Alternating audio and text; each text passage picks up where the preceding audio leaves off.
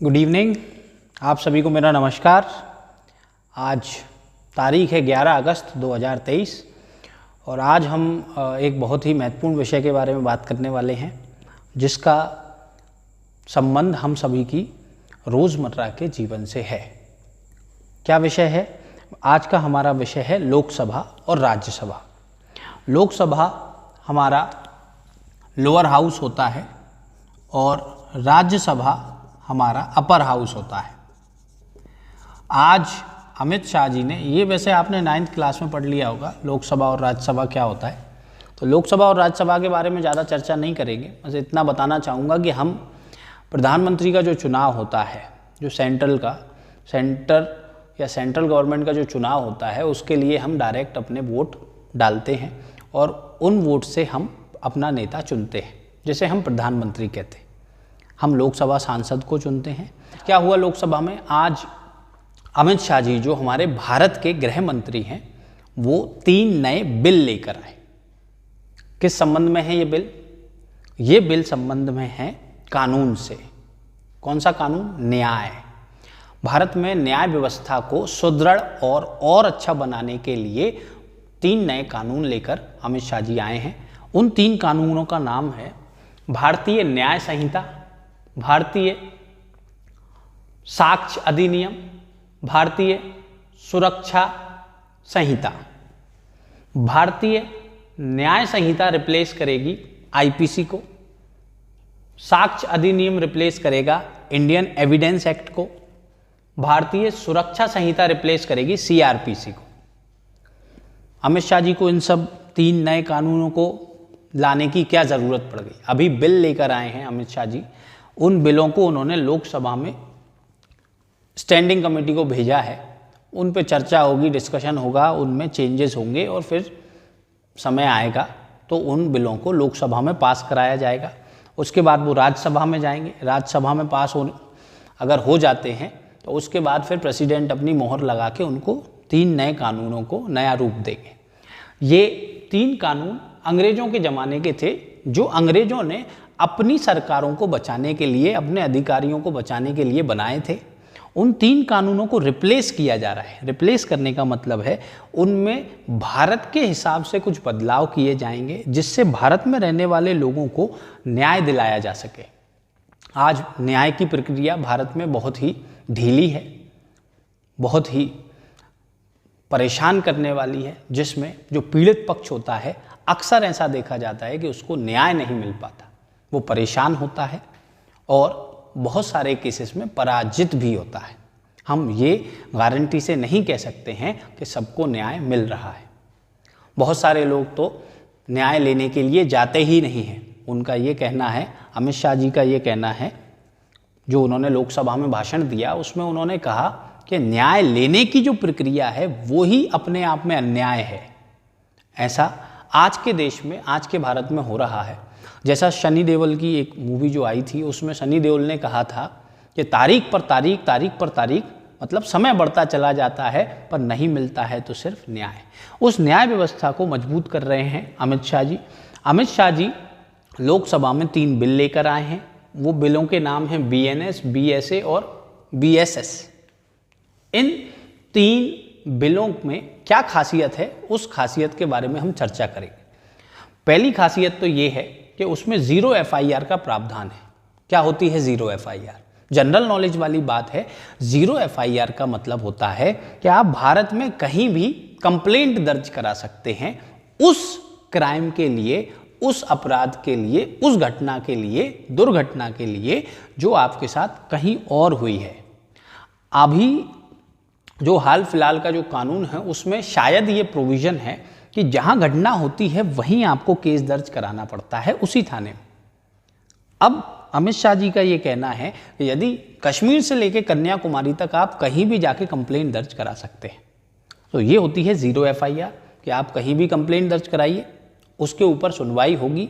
और दूसरा जो सबसे इम्पॉर्टेंट जो फेज़ है वो है 90 डेज। अमित शाह जी का कहना है कि 90 दिन के अंदर हम न्याय देंगे। कैसे देंगे?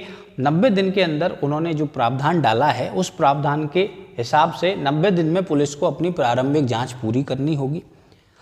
होता ये है कि पुलिस या जांच करने वाली एजेंसी अपने समय को बढ़ाती चली जाती है, जिससे न्याय बहुत ज़्यादा डिले हो जाता है।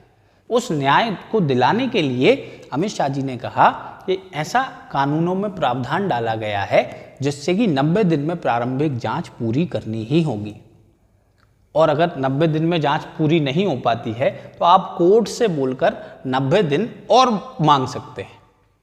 मतलब 180 दिन में आपको पूरा केस का समापन करना होगा। 90 दिन प्लस 30 दिन में आपका फैसला सुनाने वाली बात भी उन्होंने कही। पूरा भाषण YouTube पर डला हुआ है, आप उसको बारीकी से देख सकते हैं। अभी ये बिल बने हैं। अच्छा, एक और इम्पॉर्टेंट बात है, वो है डिजिटल हियरिंग। बहुत सारे ऐसे केसेस होते हैं जिनमें अपराधी या जो पीड़ित पक्ष होता है वो कोर्ट में गवाही देने नहीं जा पाता है, उसकी वजह से भी उसे न्याय नहीं मिल पाता है। तो डिजिटल हियरिंग का एक प्रावधान आया है, जो कोरोना में आपने देखा था, मोबाइल फ़ोन के ज़रिए ही हियरिंग हो जाती थी, पेशी जिसे कहते हैं। तो वो पेशी अब कैसे हो जाएगी? डिजिटली हो जाएगी। जब टेक्नोलॉजी में हम आगे बढ़ रहे हैं तो टेक्नोलॉजी का सदुपयोग इसे कहा जाता है। बहुत बहुत बधाई अमित शाह जी को हम देना चाहेंगे। भारतीय जनता पार्टी की जो केंद्र में, सेंटर में हमारी चुनी हुई सरकार है, उसने बहुत अच्छा काम किया है।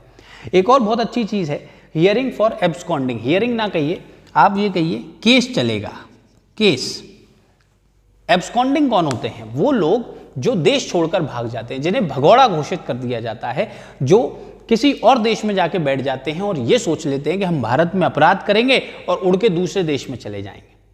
ऐसे लोगों के खिलाफ ये सरकार बहुत ज़्यादा सख्त है।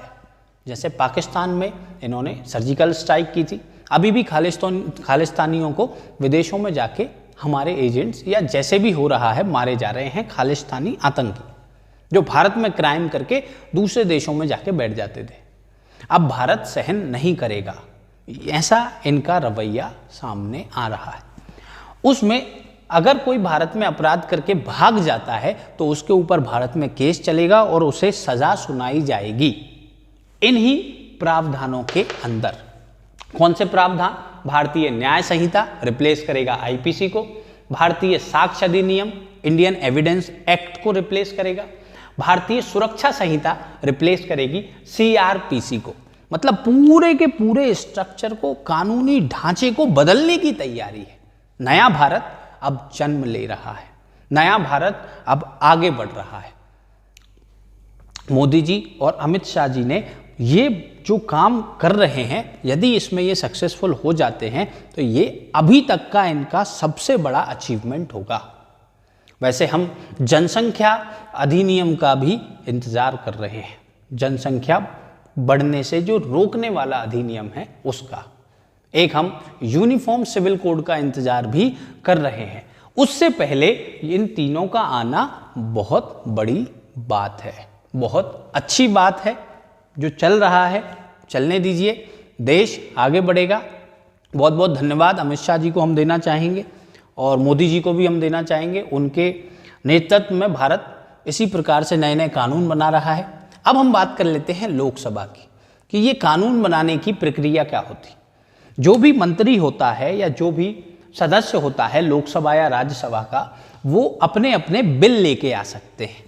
वो बिल मतलब एक ड्राफ्ट तैयार किया जाता है। वो ड्राफ्ट तैयार करते हैं इनके मिनिस्ट्री के लोग। उस ड्राफ्ट को लोकसभा में पेश किया जाता है। उस पर स्टैंडिंग कमेटी को भेज के उस पर विचार विमर्श होता है। टाइपिंग वगैरह जो एरर्स होते हैं उनको मिटाया जाता है।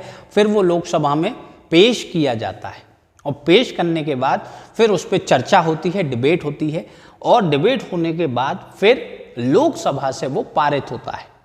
लोकसभा से पारित होने के लिए इनको चाहिए होता है 2/3 बहुमत।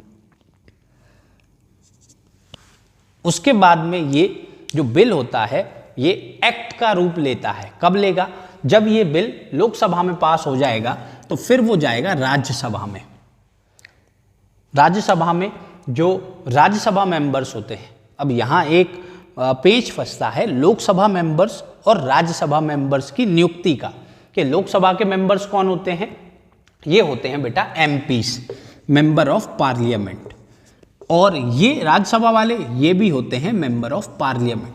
हमारा जो पार्लियामेंट है उसे दो हाउसेज में डिवाइड किया गया है, एक है लोअर हाउस जिसे हम लोकसभा कहते हैं, एक है अपर हाउस जिसे हम राज्यसभा कहते हैं। लोकसभा के जो मेंबर्स होते हैं इन्हें हम डायरेक्ट वोट देकर चुनते हैं। क्या करके? Direct vote. जैसे मैंने आपको बताया मोदी जी वाला जो चुनाव होता है वो लोकसभा वाला चुनाव होता। क्या है member of parliament? Member of parliament MP कहलाता है, जैसे हम सांसद भी कहते हैं। क्या कहते हैं? सांसद। हमारा जो सांसद होता है उसे हम चुनते हैं कि जाइए हमारी बात को लोकसभा में यानी देश की अदालत में यानी देश की जो सभा है, जो पार्लियामेंट है, जो सरकार है, वहां हमारे पक्ष को रखिए। और उस पक्ष में ये जो मेंबर्स होते हैं, मेंबर्स ऑफ पार्लियामेंट, ये वोट करते हैं और उस पर चर्चा करते हैं। यदि इनको कुछ चेंज कराना हो, कुछ फेरबदल कराना हो तो ये सुझाव देते हैं और उन बिल्स में चेंजेस होते हैं। चेंज होने के बाद फिर वो 2/3 बहुमत से, मतलब मेजॉरिटी से, अगर 2/3 मेजॉरिटी मिल जाती है तो उससे वो बिल बन जाता है एक्ट और फिर उससे भेजा जाता है राज्यसभा। राज्यसभा के जो मेंबर्स होते हैं उनको कैसे चुना जाता है, ये बहुत गंभीर विषय है, बहुत ही इंपॉर्टेंट विषय है, बहुत ही इंपॉर्टेंट सब्जेक्ट है। क्या कि राज्यसभा के मेंबर्स को चुना जाता है एमएलएस के द्वारा। एमएलए कौन होता है? एमएलए होता है हमारा मेंबर ऑफ लेजिस्लेटिव असेंबली, विधायक। तो हमारे जो विधायक होते हैं, जितनी जो संख्या विधायकों की होती है उससे राज्यसभा मेंबर्स को चुना जाता है। ठीक है, तो मेंबर ऑफ लेजिस्लेटिव असेंबली जो राज्यसभा सांसद होते हैं वो यहाँ चर्चा करते हैं उसी बिल के ऊपर जो कहाँ से आया है, लोकसभा से आया है। उस बिल के ऊपर चर्चा होगी और फिर वो बिल भी यहाँ से पास हो जाएगा। चर्चा होने के बाद, उसमें चेंजेस होने के बाद वो बिल जब यहाँ मेजॉरिटी के द्वारा पास कर दिया जाएगा, ये अलग लगते हैं, मेजॉरिटी की जो संख्या होती है उसका यहाँ सिस्टम होता है। अब राज्यसभा की अगर बात करें तो राज्यसभा में उस पर चर्चा होता है, इसे प्रबुद्ध जनों का हाउस भी कहा जाता है। मतलब यहाँ जो मेंबर्स होते हैं राज्यसभा में वो कुछ मनोनीत, कुछ नामांकित मेंबर्स भी होते हैं जिनको डायरेक्ट भी चुना जाता है। ज़्यादातर मेंबर्स को एमएलएस के जरिए चुना जाता है। कुछ तो राज्यसभा में अगर ये बिल पास हो जाता है तो फिर वो जाता है प्रेसिडेंट के पास, और जब प्रेसिडेंट अपनी सील लगा देते हैं तब प्रेसिडेंट ये घोषणा करते हैं कि ये बिल कानून बन चुका है। और जब ये कानून बन जाते हैं तब फिर वो पूरे देश में लागू होते हैं।